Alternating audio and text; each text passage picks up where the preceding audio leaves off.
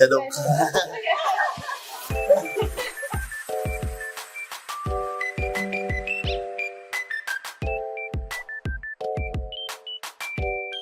Hey Lovecasters, welcome to Lovecast the Real podcast in Thailand. Huh? What? Oh. Okay. We're your hosts, Alexa and Heather, and today on the show we have two people we're very excited to chat to again, Mos and Bank. Hello สวัสดีครับสวัสดีค ส รับ วัสดีครับสวัสดีครับ Welcome back to the show. We're so happy to be finally chatting with you in person. It's been 8 months since we actually spoke to you online. How have you been? We've got a lot of catching up to do. ทั้งคู่เป็นยังไงบ้างแบบเนี่ยทั้งทุกคนเนี่ยได้พูดคุยกันในออนไลน์มาแล้วบ้างแบบตอนนี้รู้สึกยังไงบ้างแบบมาเจอตัวจริงอะไรอย่างเงี้ยก็ฟิลมันต่างกันนะ like different feelings เนี่ยเพราะว่าอย่างคุยกันออนไลน์นะฮะเราจะบางอย่างมันจะไม่เหมือนคุยตัวจริงนะบางทีเราอาจจะพูดออกไปไม่หมดหรือบางทีเราสีหน้าท่าทางมันอาจจะมองไม่เห็นอย่างมืออย่างเท้าอย่างตัวเราอะไรอย่างเงี้ยครับbody languageมันไม่ได้โชว์ในออนไลน์เนาะมันเห็นแค่หน้าพอมาตอนจริงแล้วก็มันก็จะมีความสมจริงมากขึ้น like with online they might not say everything like out and then like in person they have to be careful with their hands their feet like their posture See, like, so online it's here down, it's easy down. Yeah. So it's more like it's more realistic now. Yeah, definitely. It's a bit more full on when you're filming like this opposed to just sitting at home. I guess like on a Zoom call type of thing. Yeah. ดูแบบดีกว่า Zoom มั้ยแบบดีกว่าครับบางในซูมบางทีอาจจะว่าไม่เก่งเลยแต่มืออาจจะอย่างงี้ It's better than Zoom like they're not stressing like Okay. So you guys were just in Paris a little bit ago, weren't you? How was it? แบบปารีสเป็นไงบ้างแบบเพิ่งกลับมาใช่ไหมชอบมากแบบชอบมากๆอะไรก็แล้วแต่ที่เกี่ยวกับปารีสคือหลงรักมากThey really liked it like everything about Paris is like they were in love. What was your even though you say everything, do you have a favorite thing about Paris? มีอะไรspecific มั้ยคิดว่าน่าจะเป็น mood and tone เพราะว่าผมชอบดูภาพยนตร์ที่เป็นฟีลแบบ romantic movie แล้วพอเราไปที่ปารีสเรามองไปตรงไหนมันเหมือนเป็น movie ไปหมดเลยคือแบบคนแก่จับมือกันพากันไปเดินที่สวนสาธารณะแบบหัวงอกแล้วทั้งคู่เลยอย่างเงี้ยแล้วก็รู้สึกว่าโอ้ my god แบบมันโรแมนติกจังเลยหันขวามาเจอแบบผู้ชายเดินจับมือกันแล้วก็มีความสุขเดินไปด้วยกันแล้วมันทุกอย่างมันฟรีมากเราก็รู้สึกว่านี่คือ mood and tone ที่เต็มไปด้วยความรักจริงๆเลยครับLike it's very romantic. Like even he gave an example, like an elderly couple, like with like all white hair holding hands, like atmosphere. Even men like holding hands, like as a couple, it's very romantic. All the mood and tone. Lovely. Yes. I'd love to go to Paris. Probably with my husband actually. It would be really nice. Go to Paris and experience the city of love. เขาบอกว่าแบบเขาอยากไป Paris แบบไปกับสามีของเขาอะไรอย่างเงี้ย very very romantic Oh, I love that. like when I see around I see that love That sounds so good. So this is actually our first time in Thailand. We all flew from many different places in the world. A couple of us, it's our first time traveling too. Now, with you traveling so often, do you have like any tips for people to survive long flights? Like, do you have a top 3 travel tip to survive long flights? เขาถามว่าแบบเนี่ยทุกคนในเนี้ยก็คือเป็นครั้งแรกที่มาประเทศไทย like it's your first time Yeah. มาจาก Spill the tea, sis. What's that I smell? เนี่ย Tea? มาจากต่างประเทศคนแบบ can you give an example like where you're from Oh, I'm from Australia. And then Oh. Alexa's from America, Pixie's from Norway, Oh. Kayla's from America too. แบบก็มาจาก First ต่าง time ประ in เทศ Thailand Yeah, first time in Oh my Thailand. god. เนี่ยแล้วแบบระยะทางในการแบบการเดินทางมามันนานมากเลยแบบขอสัก3แบบทริปได้ไหมว่าแบบการเดินแบบเนี่ยทั้งคู่ก็เคยน่าจะไปต่างประเทศมาหลายรอบแล้วใช่ไหมในเนี่ยรอบเนี่ยเขาขอทริปว่าsurvive ยังไงการเดินทางนานๆ long flights อะไรอย่างเงี้ย หมายถึงว่าวิธีการอยู่บนเครื่องบินเหรอ like on the plane like that kind of- You're on the plane, in the airport, travel tips in general. I first time go to Paris and first time for the sit on the plane very long times. I talking with my team and oh so excited.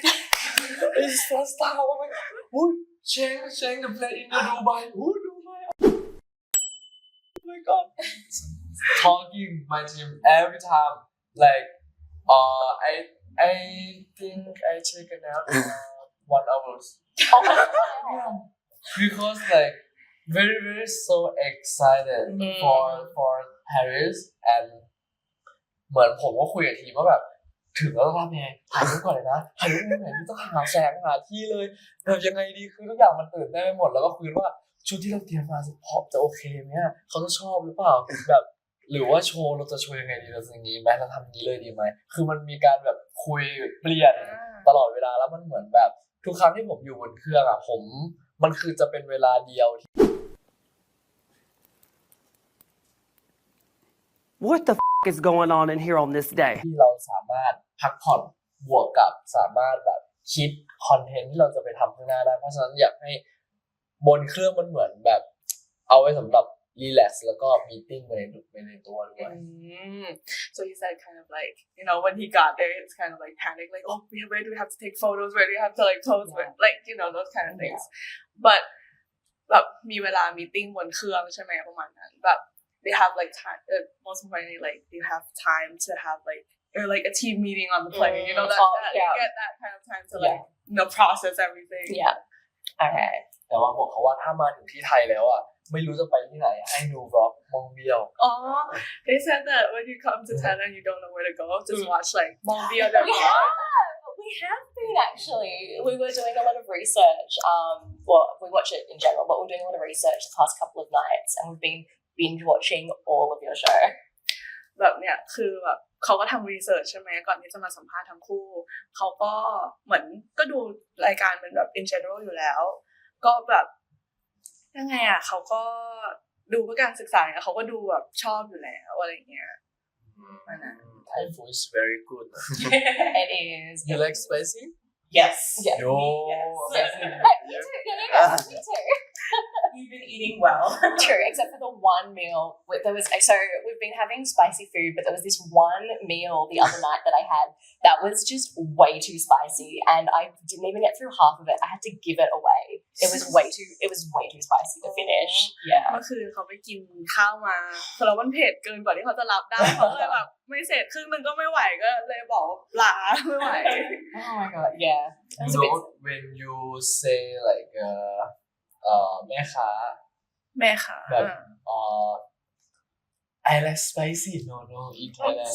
Okay. Yeah. Well, actually, I haven't said it to anyone. like spicy but a little bit because when you say I love spicy very much too much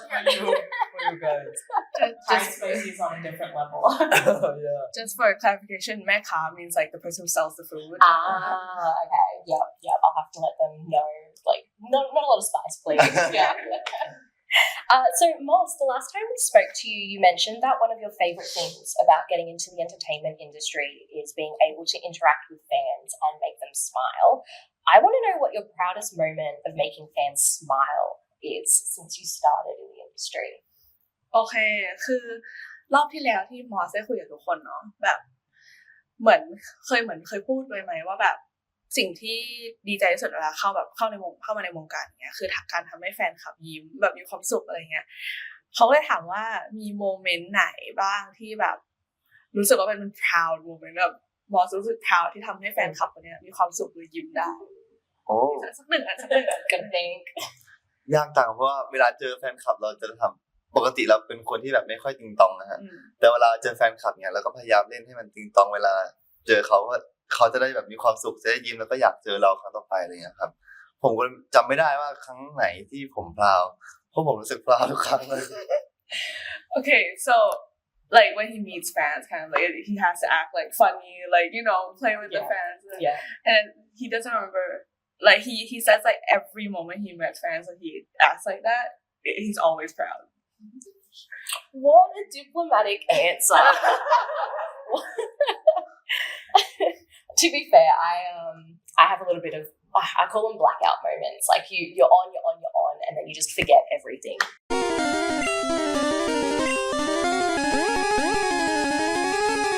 That happened afterwards. So เขาแบบมี black out moment หรือว่าแบบทำแบบเฮ้ยทำเรื่อยๆทำไปเรื่อยๆทำไปเรื่อยๆแล้วสรุปว่าคือลืมแล้วท้ายอย่างเงี้ยก็มี It's hard to remember a specific moment when you're being put on the spot. Exactly. So you both participated in the Bangkok Pride Parade this year. We want to know, how was your experience? คือทั้งคู่อ่ะไปเดิน Pride Parade มาใช่ไหมปีเนี้ยแบบทั้งคู่รู้สึกยังไงบ้างแบบเพิ่งไปเดินความรู้สึก You can always buy a new dress, but you can't like buy a new life. thank you ครั้งแรกที่ไปเดินไพร์ใช่ไหมครับรู้สึกแบบตื่นเต้นมากแบบดีใจมากคือตอนแรกคิดว่าเฮ้ยไม่ติดปีกดีกว่ารู้สึกว่าเดี๋ยวเยอะไปเพราะว่าชุดเราก็แบบเราอ่ะคอนเซ็ปต์ที่เราจะไปคือแบบ love is แบบบริสุทธิ์แล้วก็คือแบบเขาเรียกว่าทุกคนสามารถมีรักที่บริสุทธิ์ได้แล้วก็เลยใส่สีขาวไปอะไรเงี้ยแล้วเพื่อให้เห็นว่าความบริสุทธิ์มันสวยงามทีนี้คอนเซ็ปต์อีกนึงก็คือเฮ้ยเราอยากเป็นฟีลแบบเราเล่นเกมอ่ะ ROV แล้วเราเล่นคิซี่มันจะเป็นตัวนางฟ้าที่มีปีกฉันอยากมีปีกอะไรเงี้ย Oh my god I'm sorry Okay. ใช่เสร็จแล้วตอนแรกเราก็แบบไม่ใส่ปีกดีกว่ารู้สึกเดี๋ยวเยอะเกินพอไปถึงที่งานโอ้โหทุกคนเล่นใหญ่มากแล้วแบบ amazing มากทุกคนคือจัดเต็มมากเราก็เลยไม่ได้ละใส่ปีกแล้วกันก็เลยใส่ปีกไปอะไรเงี้ยครับชุดนั้นถือว่าเป็น MVP ของงาน คิดว่า so he said kind of like with the Pride Parade kind of like he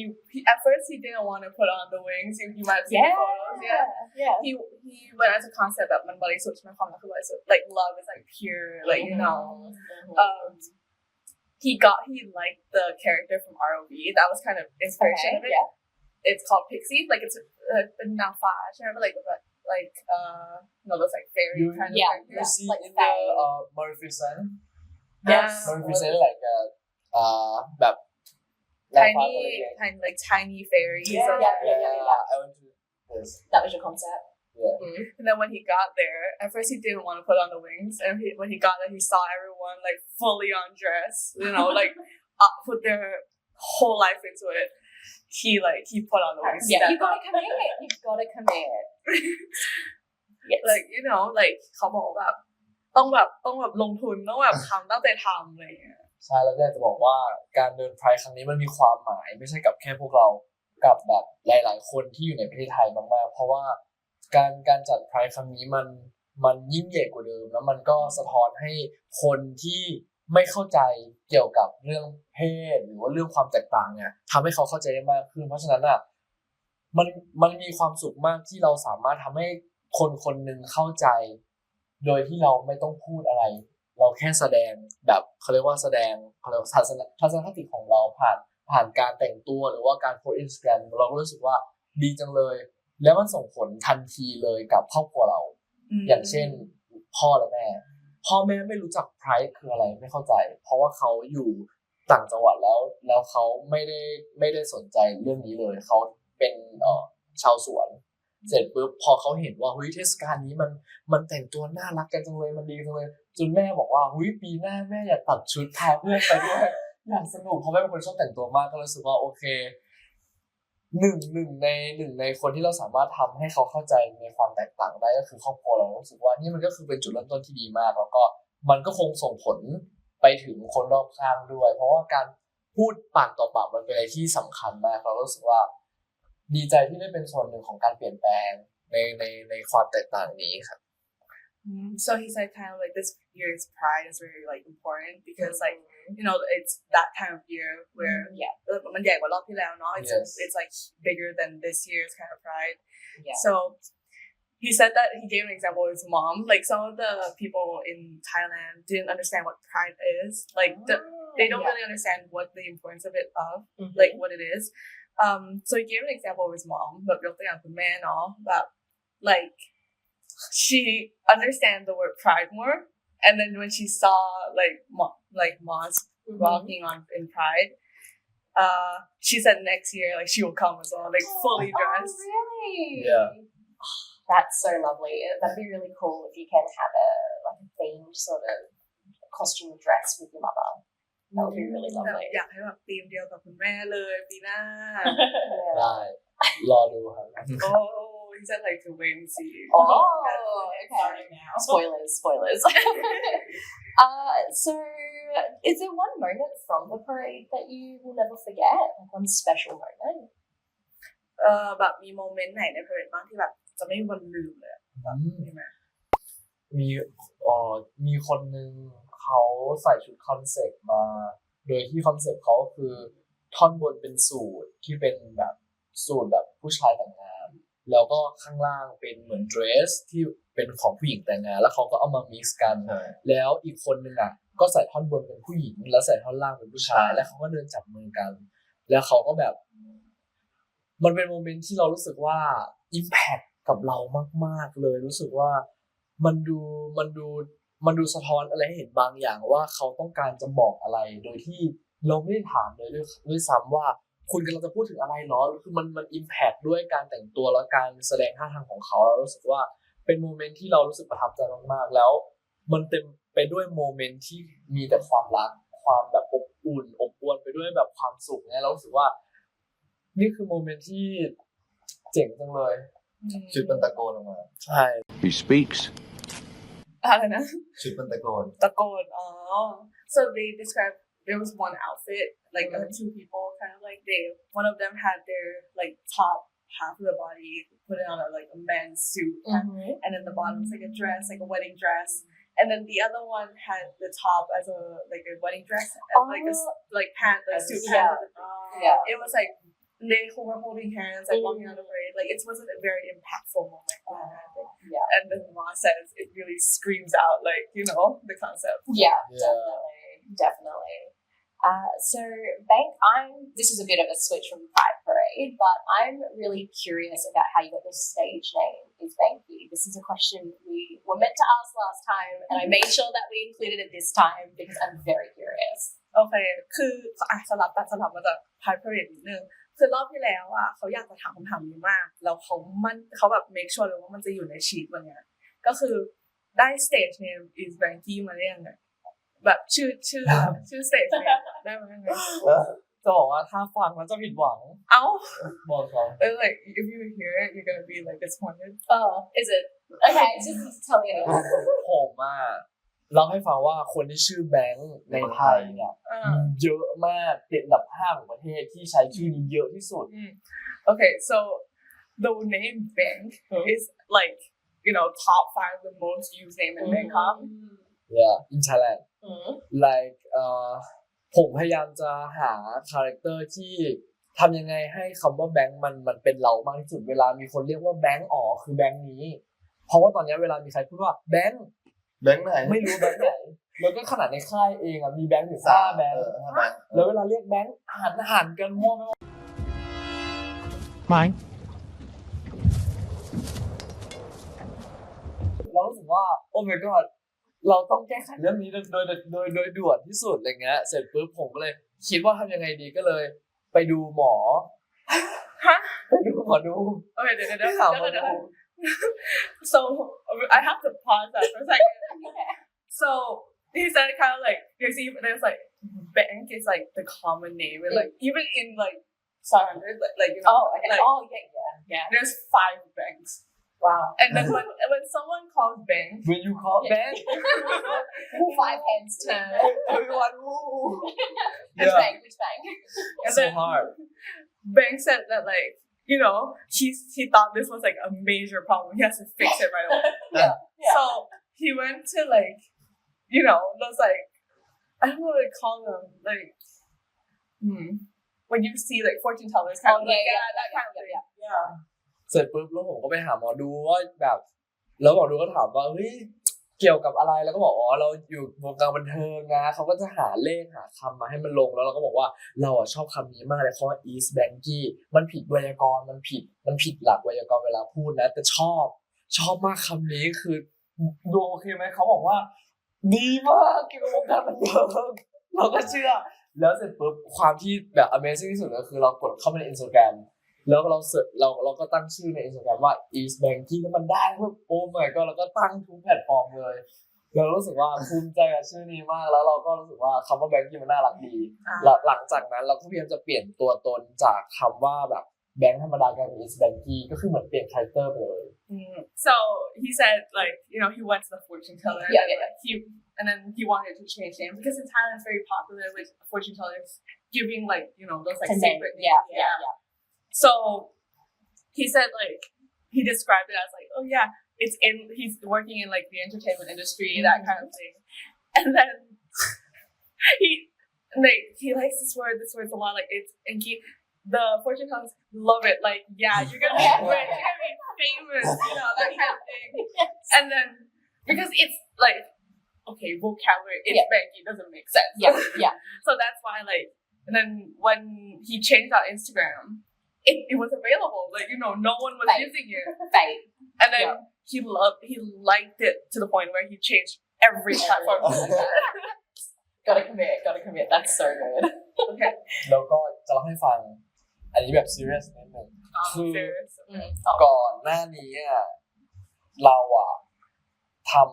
าพยายามตอนนั้นเราเป็นโมเดลเราพยายามจะทำทุกวิถีทางเพื่อให้คนอื่นชอบเราโดยการที่เราไม่ได้เป็นตัวเองแล้วเราก็เหมือนแต่งตัวเพื่อให้มีงานเข้าใจไหมหมายว่าเราเป็นคนชอบแฟชั่นนะแต่ว่าบางจุดเราไม่ได้อยากทำขนาดนั้นแต่ว่าพอเราต้องทำเพราะว่าพอคาแรคเตอร์มันเด่นมากคนที่เป็นลูกค้าเขาถึงจะมองเห็นเราแล้วก็เลือกเราเสร็จปุ๊บเราก็รู้สึกว่านี่แหละคือโอกาสอันดีที่เราจะเปลี่ยนมาเป็นคาแรคเตอร์ที่เป็นตัวเองมากที่สุดไม่ต้องพยายามเพื่อใครแบบเป็นตัวเองมันมีความสุขในสิ่งตัวเองเป็นเราก็เลยลบล้างเขาเรียกว่าอะไรที่ก่อนหน้านี้เราลบหมดเลยเราก็เหลือแค่แบบเขาเรียกว่าร่างใหม่แต่มันคือร่างที่แท้จริงก็คือร่างแบบเป็นตัวเรา So he said like this kind of like serious like answer. So he said like before it came to bank now, like he went to events, he wore outfits that are like not himself, but just to like it to get แบบให้ได้มีแบบมีผู้ใหญ่มาสนใจมากขึ้น like to get like people in the entertainment industry to see him like notice him. But then when that like name thing happened, like it got to the point where like he can be himself, like it's the true him coming out.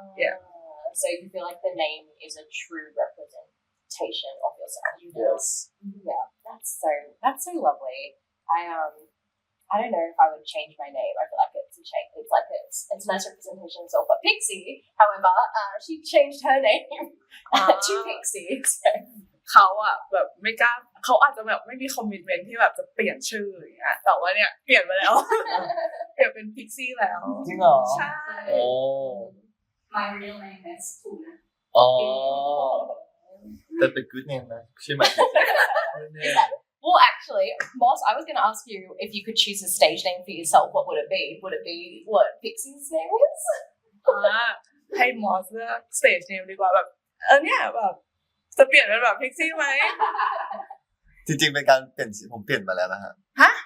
Oh, he changed it already. Oh, wait, what? How do I not know this? จริงๆมอสไม่ได้ชื่อมอสครับผม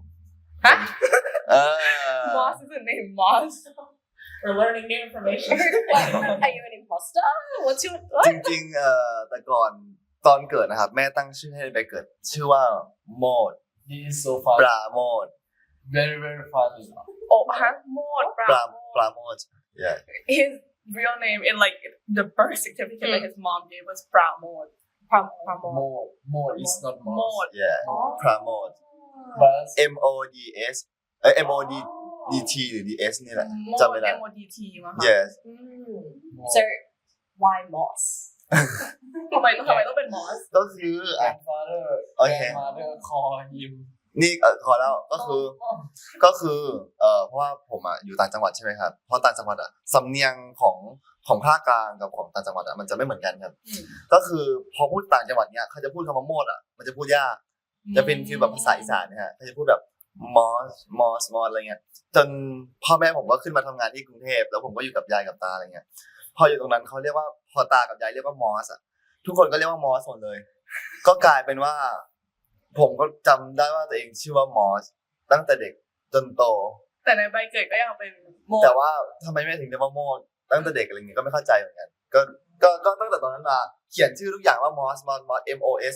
มาเรื่อยๆจนมาแบบเรียนที่ย้ายมาเรียนที่กรุงเทพก็เลยถามแม่ว่าทำไมถึงเรียกว่าโมดอะไรเงี้ยแม่ก็เพิ่งเล่าให้ฟังว่าจริงๆชื่อว่าโมดนะไม่ชื่อว่ามอสทุกคนเรียกว่ามอสเองอะไรเงี้ยครับokay so his real name is actually Mod MODT I think and then it's in his birth certificate and then he came from like outside of Thailand so they have a different kind of like different way to pronounce stuff down there so he lived with his grandparents while his parents are in Bangkok so it's hard to pronounce Mod so his grandparents called him Mos and then he remembers the name Mos like all along like every homework every like pages in school he used Mos as his name until he moved to like study in Bangkok his parents finally explained to him what had happened okay so did you grow up thinking you were Mos not how do you Mod แบบโตขึ้นมาคิดไหมว่าแบบโตระหว่างโตแบบอย่างเงี้ยคิดว่าแบบตัวเองชื่อมอสมาตลอดเลยใช่ไหมใช่ครับแล้วก็เคยคิดว่าตัวเองอ่ะอาจจะชื่อว่าแบบอื่นเพราะว่าแม่เคยเขียนให้เป็นมันสมัครอีเมลอะฮะจะเป็น MODS แต่แม่เขียน MODS นะ MODS เหรอคะ yes so แบบยังไงอ่ะคือเหมือนพ่อแม่เหมือนแม่พยายามที่จะเรียกต่างกันไปอย่างเงี้ยค่ะไม่รู้ฮะตอนนี้พ่อก็เรียกว่ามอสแล้วแต่ว่ามีคนเดียวที่เรียกว่ามอสคือแม่คนเดียวตอนนี้so his dad calls him Mos now but his mom still calls him Mos you're her baby she's gonna call you what she named you แต่นี้ไม่ชื่อมอสธรรมดาชื่อว่ามอสหลงแล้วนะฮะhe's not like Mos anymore he's like Mos หลงyeah that's right yeah okay fair enough so do you feel that that's a full representation of yourself as well คิดว่า represent ตัวเองแบบเต็มที่อย่างแบบชื่อเนี่ยเต็มแล้วแหละเต็มที่ยังอยู่ที่เธอว่าไม่เกิดอะไรครับเอาล่ะเอาเป็นมอสหลงกันไหมมอสหลงเพราะมอสหลงยังไม่เคยเล่าเลยกับพี่เพราะว่ามอสหลงมันมาที่หลังso it's like he's one thing say how he got the name Mos okay yeah เล่าเลยโอเคก็คือมอสหลงเนี่ยเป็นอะไรที่ตลกมากก็คือไม่มีที่มาเพราะว่าจริงๆการจะเป็นคนในวงการสักคนหนึ่งอ่ะเราต้องแบบจะเก๋ไงฮะอยากเก๋ก็คือต้องมีชื่อ2พยางค์so you want to be like person in the industry you want to have like two like syllables like name like Mos Long is Banky like you know like two worded like names in this ใช่แล้วผมก็เวลาตั้งชื่อ Instagram เงี้ยฮะเราจะตั้งยังไงให้แบบคนเห็นแล้วว่าเนี่ยเป็นเรานะแล้วก็คนจำได้เพราะว่ามอสก็มีชื่อมอสเยอะเหมือนกันใช่ก็เลยแบบพี่แบงค์ก็เลยช่วยตั้งให้อันนี้แบงค์เป็นหมอดูแทนใช่ไหมเพราะว่าซีรีส์ที่ผมแสดงมันชื่อว่ามังกรครับมังกรก็แปลว่าหลงก็เลยเอามอสกับมังกรมาบวกกันจะเป็นมอสหลงในภาษาจีนใช่ในภาษาจีน so หลง is like dragon in Chinese and then Bang helped him got the name Mos Long because of the series they were playing like that wait so it came from around that same time มาช่วงแบบมังกรที่ไหนออกเลยปะก่อนlike before that เริ่มจากว่าจะทำยังไงให้ชื่อมอสมันมีคาแรคเตอร์มากขึ้นอย่างเงี้ยก็เลยดูจากวิสัยทัศน์เขาหรือว่าแบบตัวเขาเราก็รู้สึกว่าเฮ้ยเขาดูลุคเป็นคนแบบเอเชียเขาต้องแบบนำเสนอความเป็นเอเชียนะอะไรเงี้ยแล้วก็บวกกับเวลาเราไปเที่ยวม่องเบี้ยวชอบขับหลงแล้วแบบขับหลงทางตลอดแบบแค่เรื่องง่ายๆก็หลงแบบจะเปิด GPS ก็หลงอะไรเงี้ยเสร็จปุ๊บเราก็บอกว่ามอสไม่ชอบหลงขับหลงเลยมอสหลงมอสจะหลงอะไรอย่างเงี้ยเสร็จปุ๊บอ้าวหลงคือแปลว่ามังกรนี่นะเอามอสหลงแล้วกัน okay just Thai language เดี๋ยวบอกก่อนภาษาไทยแปลว่าอะไรหลง it means two things so in this case it means dragon in Chinese but หลง in Thai means like you're lost and Bang told me like when they're going on like Mongbio and like that kind of stuff, like he always gets lost. Yeah, perfect. And then he's like, yeah, with the characteristic, like he's like, you know, like Asian look kind of Long looks like the perfect choice for him. Okay. แต่ว่าตอนนี้มอสหลงก็เหมือนฟีลแบบแฟนๆทุกคนก็คือหลงมอส Like Long in like a Thailand, so like you know you fall for him. Like fans fall for him. หลงมีหลายความหมายเหมือนกันเนาะ Long มีหลายความหมาย Many ใช่ meaning like many meanings. Yeah. Like the word Long. That's perfect. พรุ่ง That's นี้ไปเปิดร้านสร้างชื่อดีกว่าไปเป็นหมอดูดีกว่า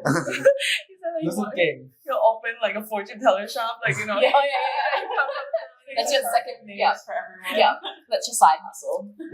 Last time we were talking about dancing with the devil, and this time, and you were talking about writing a song for Jeff. Apparently, or we were joking that you should write a song for Jeff.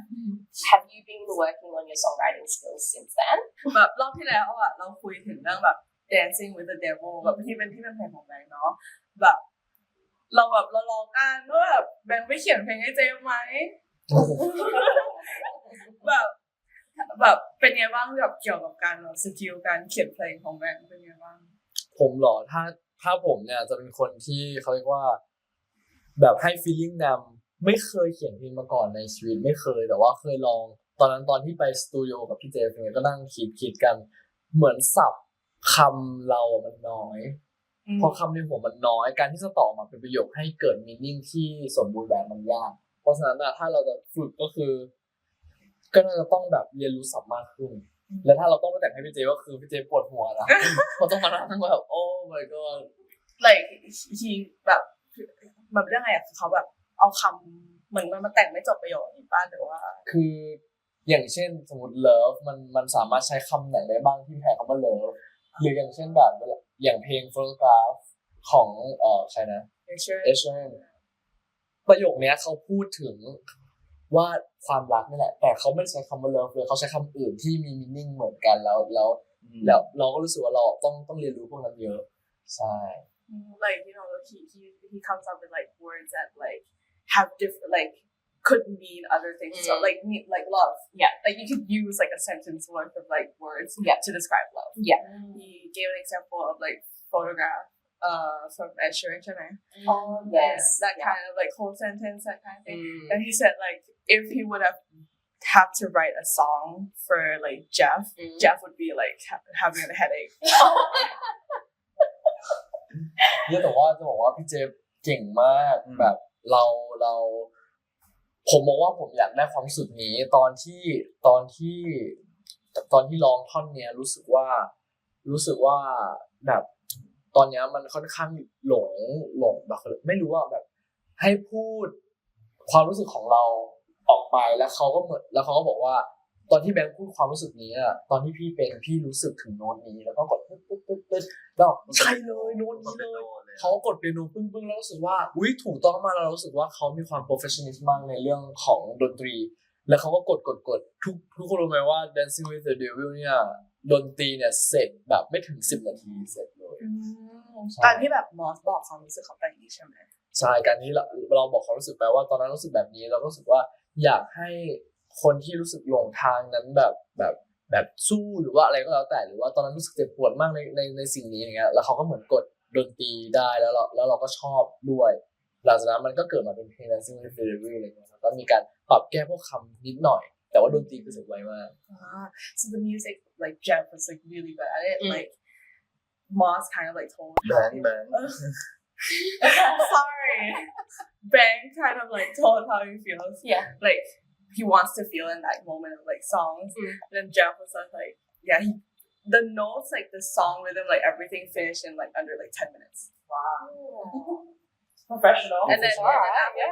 afterwards they kind of like changed maybe the lyrics and kind of stuff like those kind of things at the end but the rhythm like this music like finished in like 10 minutes so professional my goodness แล้วก็เสียงที่เราชอบที่สุดในชีวิตเลยคือเสียงของวานถ้าใครสังเกตหรือว่าฟังดีๆท่อนสุดท้ายของ Dancing with the Devil จะมีเสียงวานออกมาเพื่อจะบอกว่าจริงๆแล้วมันสงบสุขแล้วมันก็จบแฮปปี้อะไรเงี้ย Like he really liked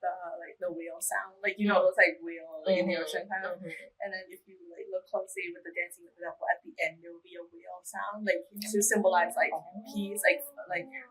you know those like peace dancing. We'll have to listen. We'll have to listen to it again. Listen very closely for it. Yeah. Speaking of music, you also spoiled us to the fact that you'd be releasing something together last time, and not long after you actually released your song Between Us, which was really beautiful, both the song and the music video. We wanted to know if you've got any behind the scenes moments that you can talk about from recording or filming the music video, or anything fun. รอบที่แล้วเราพูดกันถึงเรื่องมิวสิกนะที่เขาสัมภาษณ์กันเนาะมีการสปอยมาเล็กๆว่าปล่อยเพลงออกมาใหม่ซึ่งก็ไม่นานวันนั้นทั้งคู่ก็ปล่อยเพลงออกมาไม่รู้ชื่อไทยชื่ออะไร Between Us ระหว่างเรา ขอโทษค่ะ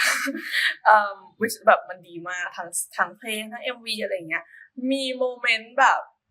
เบื้องหลังที่สามารถแชร์ให้เราฟังได้ไหมเล็กๆน้อย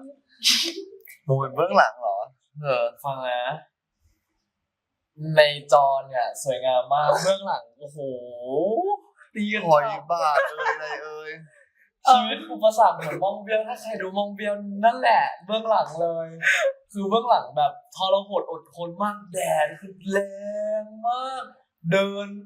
เขาทีมงานถอดรองเท้าเป็น100 คนเดินไม่เป็นไรผม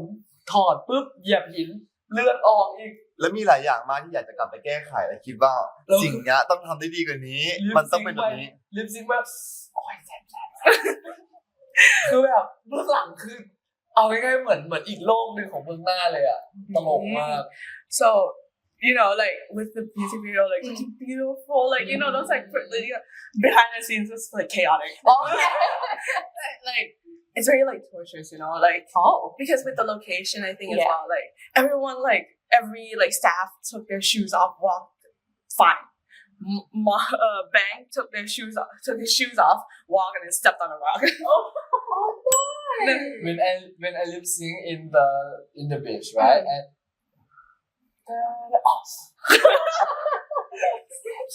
แล้วน้ำทะเลโดนแผลแสบมากเค็มมาน้ำเค็ม with like the sea water hitting like the moon like bleeding blood going out to the ocean อันนี้ก็ลงมาก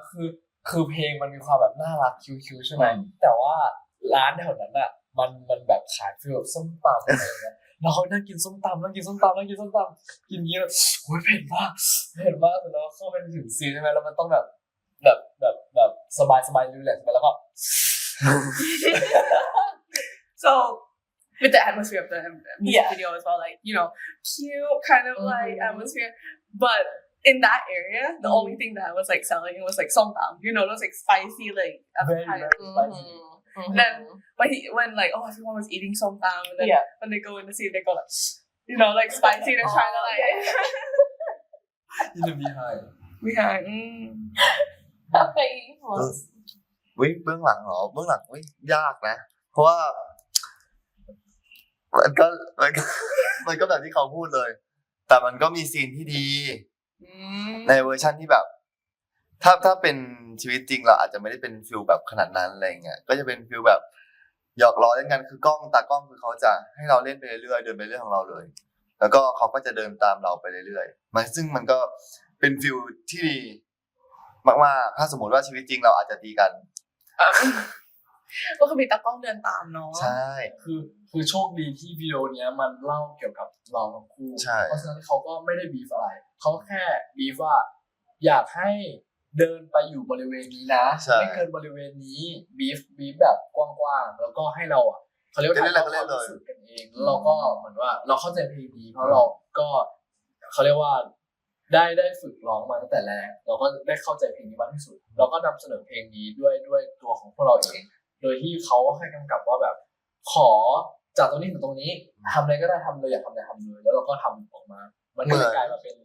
between us เหมือนแบบสมมติว่าเราเป็นคนที่ไม่พูดบอกรักกันเลยแล้วเขาบอกว่าวันนี้บอกรักกันสิมันเป็นฟีลนั้นไหมครับlike you know like it was kind of free like they weren't given like specific instructions of what to do in the music video but the cameraman kind of just like follow them and like you know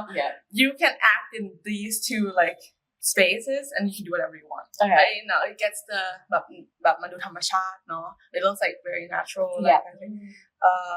ตอนไทยบอกว่าอะไรนะขออีกที ก็มันเปรียบเสมือนแบบว่าสมมติว่าเราไม่กล้าบอกแบบรักใครคนหนึงหรือเราไม่กล้าที่จะบอกว่าแบบเธอน่ารักสร้างอะไรเงี้ยวันนั้นเหมือนเขาให้เราทำแบบนั้นออกมา like in that day like if they weren't like telling each other like oh I love you but like you feel it that day was just kind of like oh you can say it you have to say it like that time yeah ก็อีกสตอรี่นึงก็คือผู้กำกับเขาชอบมองเบี้ยว EP แฟนกันมันวันดีมากเขาชอบมากเขาก็เลยอยากให้ในมิวสิกวิดีโอนี้แบบเรียนเหมือนฟีลว่าพูดถึงแฟนกันวันดีหน่อยอะไรเงี้ยแล้วก็เอาสตอรี่ของอันนั้นน่ะมาอยู่ในนี้เสมือนว่าวันเนี้ยเรามาเป็นแฟนกัน1 วันนะอะไรอย่างเงี้ย so the director of the music video really like Mom Bio when like the content of like one as like boyfriend for 1 day okay. or friend and 1 วัน that kind of thing so it was like that so the music video was based on that yeah you know. Oh cool that's really So cool they had like some clips from Bamboo and the music video and everything like that. ก็คือแบบมีคลิปแบบมองเบี้ยวด้วยแล้วก็มีทั้งในมิวสิกวิดีโอด้วย ใช่ that makes sense that makes so much sense if you were to do another song together what style of song would you like to do ถ้าต้องแปลก่อนปะหรือว่าได้โอเคไม่เอา sorry แบบถ้าต้องทำเพลงอีกอันแบบด้วยกันอะอีกสักเพลงหนึ่งอย่างเงี้ยแบบเป็นสไตล์อะไรแบบเป็นแบบอะไรอย่างเงี้ยแบบป๊อปอะไรเงี้ย คือเวลาเราไปแฟนมีตติ้งหรือว่าไปคอนเสิร์ตเรารู้สึกว่าเพลงเรามันไม่ได้สามารถทำให้คนดูแบบลุกขึ้นมาเต้นตามได้เราต้องใช้เพลงคนอื่นเพื่อที่จะทำให้เขาบิวอัพเรารู้สึกว่าเราอยากมีเพลงของตัวเองที่สามารถทำให้เขาบิวอัพก็เป็นเพลงป๊อปเหมือนเดิมแต่ขอแค่เป็นจังหวะที่สนุกขึ้นแล้วก็ความหมายก็คือแบบสนุกเอนจอยมากขึ้นทำให้เขาสามารถคือแบบเชียร์อัพได้ครบทุกคนแล้วก็แบบเอนจอยในตอนแบบจบคอนเสิร์ตเพราะทุกครั้งที่เวลาเราไปคอนเสิร์ตหรือว่าแฟนมีตติ้งเราอยากให้ตอนจบมันสนุกที่สุดเพราะงั้นเราอยากให้ตอนจบอะเพลงของเราเองอะตอนจบเราอยากให้ร้องเพลงของเราเอง So when like they go on concerts and fan meetings kind of thing, they usually use other like they don't have a song where the people can just stand up and like dance to it, but they have to use other people's songs. So it would be the concept of like pop,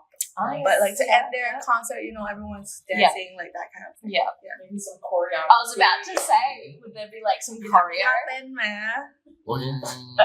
is there choreo that you would เรา make เต้น yourself? แย่หมดเต้นไม่เป็น2 คนเลย Oh, they can't dance both of them.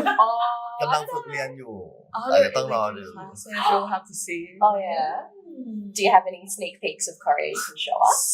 Sitting down, we won't make you stand up. สัก2-3 ท่าได้ไหมคะ โอ้ย ได้ไหม โอเค แบงค์เชิญ ทำงานเร็ว You can do it sitting. You can do it sitting Okay. down. นั่งทำก็ได้ แบงค์นั่งทำเชิญนะท่านเดียวเดี๋ยวเชิญแล้วเธอก็เป็นตัวท็อปในห้องเต้นเหรอ like top of like the dancing class like Yeah. Oh, number one. ท็อปไปถือว่าตามเพื่อนไม่ทัน top means like he can't follow other people in the class. Okay. We're not getting choreo. อยากเก็บเป็นความลับก่อน แต่มี reference นะเพลงที่อยากทำใหม่เป็นฟีลแบบ One Direction ที่แบบอะไรนะ You insecure don't know what for you turning hands when you walk to the door แบบประมาณจังหวะประมาณนี้ So Mos said like yeah keep it a secret like they can't do the dance but Van said like you know like the concept of like the song might be like One Directions you know when you just said Oh, เราเกิดมากับ One Direction ไง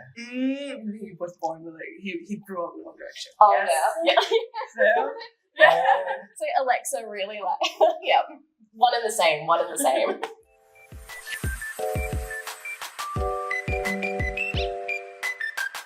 So of course we have to talk about your guys' upcoming projects, starting with SunsetxVibes. So talk us through the trailer. We got like you guys kind of had a one-night stand, and then it turned out that there was a boss-employee relationship going on. But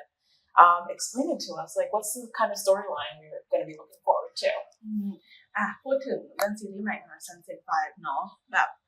เทรลเลอร์ออกมาแล้วอยากให้ทั้งคู่แบบอ อธิบายหน่อยว่าเฮ้ยเกิดอะไรขึ้นเขาอย่างเงี้ยเขาอาจจะไม่รู้แต่อย่างเงี้ยอ่านนิยายมาแล้วแบบเกิดอะไรขึ้นจากที่เขารู้กันเนาะแบบมีการวันไนท์แซนเกิดขึ้นแล้วก็เป็นแบบเป็นมอสก็ออกมาเนาะเป็นแบบเจ้านายออกมาแบบมีลาซีนที่ออกมาตอนสุดท้ายทำให้พวกเนี้ยเขางงกันแบบพอจะอธิบายได้ไหมอันนี้เรารู้อยู่แล้วว่าเขาก็ต้องงงแน่ๆแล้วก็พูดตรงว่าพอซีรีส์มาแล้วมันจะทุกอย่างมันจะเคลียร์มากขึ้นแต่ว่าให้แบงค์เล่าให้ฟังก่อนว่ามันคืออะไรเริ่มจากว่าซีรีส์นี้very spicy มา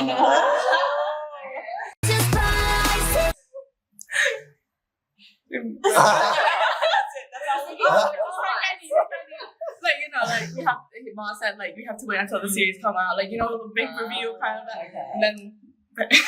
we just need to know that's spicy.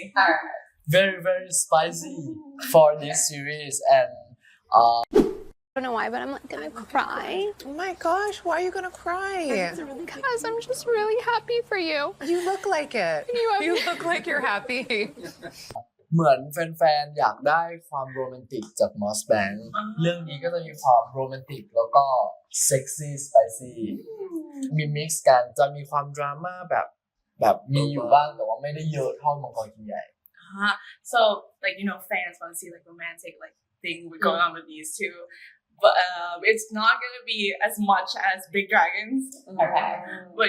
there'll be some like spicy like scenes going on in that series ส่วนสตอรี่ของเรื่องนี้คือเราจะแบ่งเป็น2พาร์ทเป็นพาร์ทที่เล่าถึงปัจจุบันและก็เป็นพาร์ทที่เล่าถึงอดีตชาติเป็นแบบอดีตเป็นแบบ period เลย so the series will be separated into 2 parts so the first part will be like period ใช่ไหมแบบ like it's a Thai แบบเป็น Thai old period like Thai culture period and then at the like the second part will be kind of like in the present kind of ใช่แล้วก็ที่ทุกคนงงในลาซีนคือถ้าทุกคนสังเกตเห็นรอยที่เรากลัวหรือว่าตกใจอะไรเงี้ยมันคือรอยของพญานาคซึ่งอันเนี้ยพญานาคเนี่ยคือความเชื่อของคนไทยที่ทางภาคอีสานเนี่ยเขาเชื่อว่าพญานาคก็คือเป็นเหมือนเขาเรียกว่าคนที่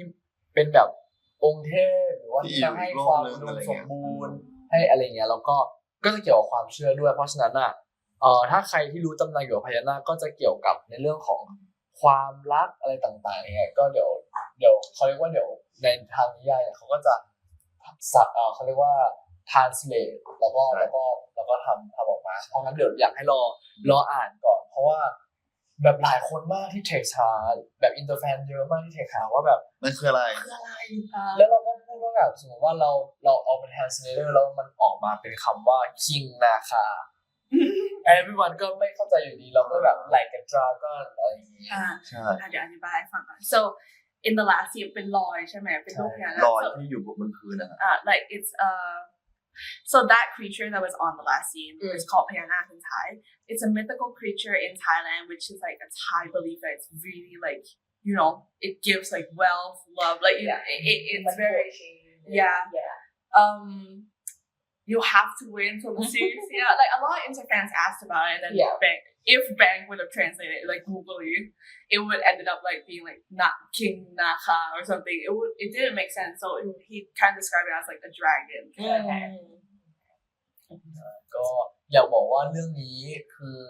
ใครชอบโรแมนติกแล้วก็เซ็กซี่เนี่ยจะชอบมากเพราะว่ามันทั้งโรแมนติกแล้วก็ทั้งเซ็กซี่เพราะฉะนั้นก็ฝากเป็นแฟนด้วยนะครับ so who like which fans like who likes like romantic sexy would love this like series like but like wait until you see it in the like on TV I'm sure after hearing that everyone will be tuned in หลังจากที่ทุกคนได้ยินเขาว่าเดี๋ยวจะมีคนมาดูเยอะมากแน่ๆเวลาจะได้ยินที่แบบแบงค์พูดเมื่อกี้ผมมองว่าครับ I hope that แล้วผมบอกเลยนะครับว่าเป็นพาร์ทที่เล่าถึง period น่ะมันจะมีอะไรที่แบบอินเตอร์แฟนไม่เคยเห็นมาก่อนแล้วก็คิดว่าจะเข้าใจเรื่องนี้มากขึ้นแน่ๆwith the period part like like with the old part like with the first part it will explain stuff that like interfans won't understand much like it'll give you more understanding of what's the story about I'm really into like period drama so that makes me really excited to hear bit more Thai culture as well. Yeah. So, have you started prepping for the series, like learning about your characters at all? And if so, how has it been different than doing your prep for Big Dragon? หลังจากเนี้ยก็คือดูเหมือนว่าทุกคนแบบเริ่มแบบเข้าถึงตัวละครแล้วเริ่มเรียนรู้ตัวละครแล้วเป็นไงบ้างแบบต่างจากการเพรพของมังกรกินใหญ่ไหมถ้าในพาร์ทผมก่อนคือตัว Big Dragon The Series มีความเป็นตัวเราแต่ว่าเป็นตัวเราในเวอร์ชันที่โตขึ้นเราก็รู้สึกว่าแอบยากที่ต้องเข้าใจแบบหลายๆโมเมนต์ของเขาหรือว่าบางพาร์ทก็จะเป็นพาร์ทที่เด็กกว่าเราอะไรเงี้ยเรารู้สึกว่าก็ยากในการนำเสนอแต่พอมา SunsetxVibes อ่ะมันคือผมเลยไม่รู้ว่าจะต้องแบบยังไงดีคือยิ่งอ่านยิ่งรู้สึกนี่มันเรามากเลยแบบเรามากๆเราเหมือนพุ่งกลับรู้สึกว่านี่คือแบงค์เลยนี่คือเป็นตัวแบงค์เลยเพราะฉะนั้นแบงค์ต้องเขาเรียกว่าลองเรียนรู้การตัดสินใจแบบหลายๆด้านอย่างเช่นสมมติว่ามีคนกระทำกับเราแบบนี้เราโต้ตอบแบบนี้แต่ว่าในตัวละครอยากให้มีการโต้ตอบแบบหลากหลายมากขึ้นเพราะฉะนั้นถ้าใครดูเรื่องนี้ก็คือน่าจะเป็นเราแบบ East Banky อ่ะ So with Big Dragons it's more kind of like it's Bank but like grown up you know like you have that maturity coming in like Big Dragons but for SunsetxVibes it's more kind of like you know it's him now but with director might kind of like let him explore kind of like more decision making like different like views on stuff like how he would respond to some things in that particular scenario so whoever watched the series SunsetxVibes would see exactlyคือขออีกนิดนึงคือคาแรคเตอร์ของผมมันเป็นฟีลเหมือนแบบพยายามจะให้ทุกคนเห็นว่าเราคือแบบโอ้โหแบบเก่งนะแบบเซ็กซี่นะแต่ว่ากว่าจะถึงจุดนั้นคือตลกคือแบบว่าอาจจะเดินสะดุดของแตกแล้วแบบรีบเก็บของเพราะว่าสมมติว่ามอสจะมาที่ห้องแล้วรีบเก็บของหรือแบบใส่เสื้อสีอะไรดีอ่ะคือเขียวปะหรือเหลืองหรือแดงคือแบบเป็นคนที่แบบดูเหมือนจะเก่งแต่ว่าจริงๆแล้วแบบโกอะไรอย่างเงี้ยlike in the beginning แบบตอนแรกก็จะเป็นแบบ like smart แบบดู sexy ดู like smart kind of like that kind of like แบบให้หลอดเลยแบบนั้นเลย แบบเลยนะแบบในให้หลอดเลย like the pilot you know the pilot you know like Bank gives that kind of vibe but at the other part's gonna be kind of like you know clumsy or maybe like panicking like he gave an example kind of like imagine if like Mos is coming you have to like clean up everything what shirt take like I'm freaking out, man. โอเคต่อมาแล้วกัน yes โอเคเป็นตัวละครของผมนะครับจากมังกร Hot guys of course จากมังกรมาเป็นที่ซันนะครับก็อยากจะบอกว่าต่างกันนิดนึงเพราะว่ามังกรสัตว์กับแบงค์คือมังกรกินใหญ่อ่ะแบงค์จะเล่นยากส่วนผมจะเล่นง่ายเพราะผมเล่นเป็นตัวเองเลยในมังกรกินใหญ่เพราะอายุก็ใกล้เคียงกันแล้วก็แบบหน้าที่การงานหรือแบบไลฟ์สไตล์เงี้ยผมจะคล้ายๆมังกรเลยเป๊ะๆอะไรเงี้ยครับมันก็จะง่ายมากแต่พอย้ายมาเป็นพี่ซันแล้วเนี่ยรู้สึกว่ามันยากมากเพราะว่าเวลา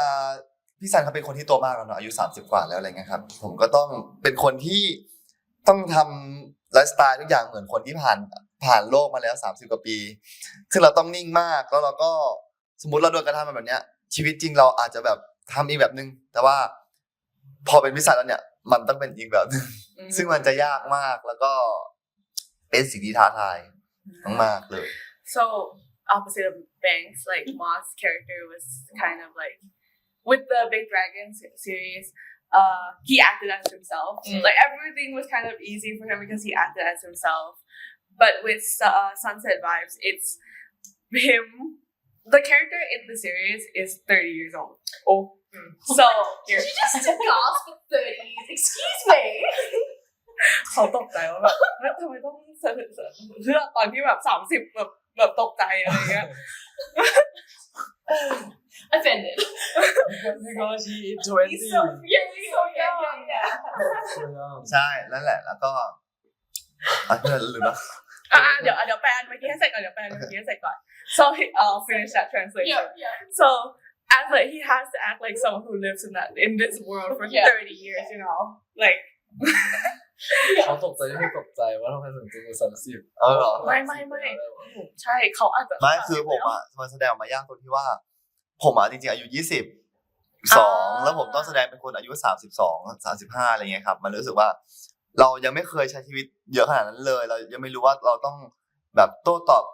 ยังไงให้เป็นคนอายุ30เรายังเป็นเด็กอยู่อะไรเงี้ยครับเรายังแบบทำอะไรรวดเร็วอยู่เราคงแบบไม่ได้สมาร์ทเหมือนอายุ30ใช่แล้วยังคงเป็นวัยรุ่นที่ยังเป็นแบบเด็กๆอยู่อะไรเงี้ยครับมันก็เลยต้องเวิร์กมันมากขึ้นทำให้เราเนี่ยเหมือนรู้โลกมากขึ้นแล้วก็สายตามันต้องชัดเจนอย่างเช่นการเซ็กซี่หรือฮอตบอยที่แบงค์บอกเนี่ยมันต้องเซ็กซี่มาทางสายตามากกว่าบอดี้ของเราสมมติว่าบางคนกินใหญ่มันจะเซ็กซี่ด้วยการถอดเสื้อหมดเลยอย่างแค่เนี่ยอาจจะใส่เสื้อกล้ามแต่ต้องคุณจะทำยังไงก็ได้ให้เซ็กซี่มากกว่านั้นมากกว่าการถอดเสื้อในบางคนกินใหญ่โอเค so เริ่มตั้งแต่แรกก่อนเลยเนาะ I'm gonna start from the beginning so he's 22 years old ปีนี้22เนาะand he has to act like someone who's 32 years old. So, you know, everything kind of changes, like, you know, how he expresses himself, like eye contact, like how they're talking, how they're speaking, other stuff. Like, you know, it changes. Yeah. Like in Big Dragons, like it's more kind of like bodies, like sexy, you know, like taking off every the body. Yeah. Okay. I'm gonna keep it at the body. Yeah, like the body. Yeah. But in Sunset Dawn, it's more kind of like I said, like vibes, you know, those kind of things more. Vibes. Subtle, sexy. แต่ไม่ค่อยเห็นด้วยกับเขานะรู้สึกว่าเขาก็ดูคนอายุเป็นคนอายุเยอะในชีวิตประจำวันอยู่แล้วเพราะเขาเป็นคนแบบชอบบ่นเราอ่ะเหมือนว่าเป็นคนที่ชอบบ่นจัดแจงชอบแบบต้องแบบนั้นแบบนี้นะแบบเป็นฟีลเหมือนคนโตเหมือนฟีลพ่ออ่ะก็จะคอยบอกคอยอะไรแล้วรู้สึกว่าเขาดูเป็นคนอายุเยอะแบบนิสัยเขาในไลฟ์สไตล์เขาดูคนอายุเขาดูไม่ได้เป็นฟีลวัยรุ่นเหมือนเรานี่คือวัยรุ่นเลยคือแบบกากันเลยแบบเที่ยวกับเพื่อนนี่นั่นใช่ไหมเขาคือเป็นฟีลแบบอยู่บ้านเก็บบ้านรีดผ้ามันเป็นคนโตอ่ะมันเข้าใจใช่ไหมรู้สึกว่าไม่น่าจะยากเหมือนเขาหรอกเขาแค่คิดไปเองว่ามันยากจริงๆเขาทำได้อยู่แล้ว So Ben kind of like argued a little bit like Mos in real life is like you know mature he looks ป่าlike you know ใช้คำนี้ได้ปะ daddy ได้ปะlike daddy vibes you know like he stays at home like do all this stuff like cleaning those kind of like mature yes and then Bang's like out of the house like with his friends and stuff like and then when he also said like Mos like yes it like tells him off doing some stuff like if he sees it's wrong so he's already fit to play an older character แบบเหมาะที่จะเล่นตัวละครแบบโตๆใช่ไหม Have you guys started any workshops for the series yet มีเวิร์กช็อปบ้างยังทำซีรีส์เรื่องนี้